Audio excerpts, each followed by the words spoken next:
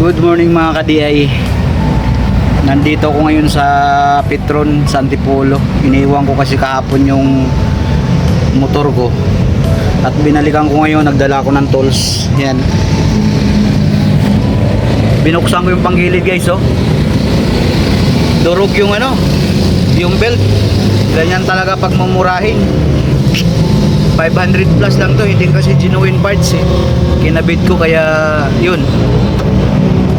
Naputulan kami ni Mrs. kagabi ng pahon doon na side. Kaya ngayon umaga hindi tuloy ko nakapasok. Kaya binalikan ko, nagdala ko ng belt dahil may spare naman ako ng belt para mapalitan to. Grabe oh. Yan oh. Kinain.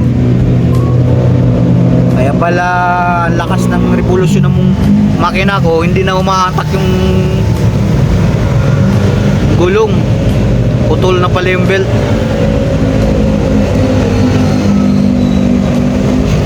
Grabe guys oh.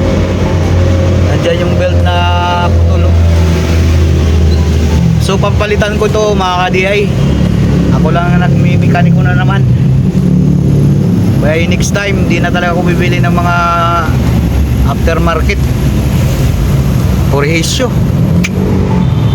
Okay guys, tune in lang kayo mga ka-DI. So yan mga ka-DI, natanggal ko na oh. Grabe. Pumulupot talaga siya. Yan oh.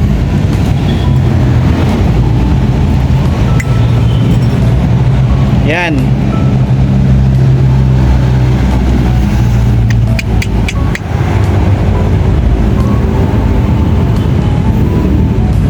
Mukhang branded naman pero wala eh.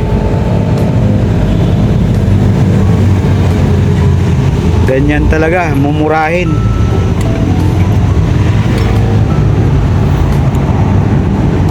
Bagong palit ko lang to mga ka-DI yung itong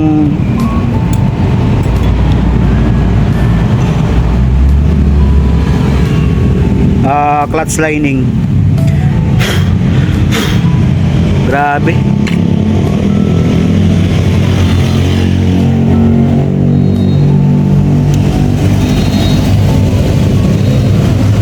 So yan mga katay, ay tanggalin ko itong drive pulley natin para malinisan ko. Grabe oh. Ang dumi-dumi. Yan, putol na belt. So, tune in lang kayo mga ka-DI. Yan mga ka-DI, napalitan ko na. Dalawa yung dala kong belt. So, bago to. Pero, yung nabili kong medyo maliit pala to. Pang summer din. Pero parehas siya Honda Beat version 2, version 1 to. Pwede rin sa summer. Binalik ko na lang muna yung tinanggal kong stock. At saka na lang ako bibili ng panibago guys. So yan, ikabit ko na. At okay naman. Pero medyo may mga hiwa-hiwa na dito yun eh. Dito na side guys. Yan. May mga hiwa na yun eh. Pero di pa naman siguro yung bibigay. Dahil yan ang stock na yung nang kinuha ko yung motor na yan na mabili ko, yan yung pinaka-stock talaga niya. So yun mga ka-DI, naikabit ko na at ibalik ko yung crankcase natin guys.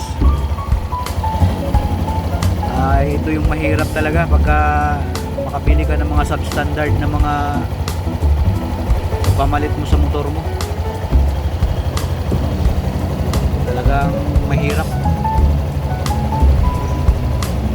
Minsan nakakainis. Pero okay lang. So takpan ko na siya guys. Dito yung crankcase.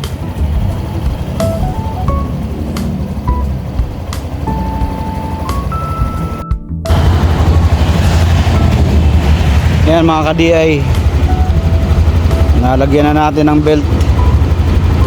Andar na siya. Ay, nakalimutan ko yung tools. Naiiwan ko lang to. Damag rito.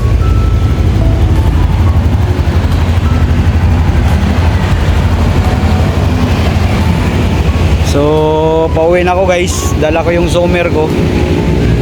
Yan o. Sira na yung gulong ng zoomer ko. Balikan ko lang to mamaya, mag-commute ako mga ka-DI. At ito yung nabangga, yung nakasunod sa akin. Bigla kasi akong huminto eh. Dahil hindi na makaangat dahil yan o. Binangga. Mabuti na lang nakabili talaga ako ng pandipinsa sa plate. Dahil kung wala, basag na tong plate ko eh. May stainless kasi ito sa likod guys. Yan, stainless yan eh. So ang nayupi itong bracket lang, pinaka bracket nya. So re-repairing ko yung mamaya ron pagdating sa bahay guys. Pagka babalik pa ako mamaya, mag-commute ako para kunin ko to. So hanggang dito lang guys ang aking video. Thank you for watching. Matututo tayo sa experience natin pag dapat hindi talaga tayo bumibili ng mga aftermarket guys. So God bless. Subscribe guys and don't forget to hit the notification bell para updated guys sa aking mga video parating guys. God bless.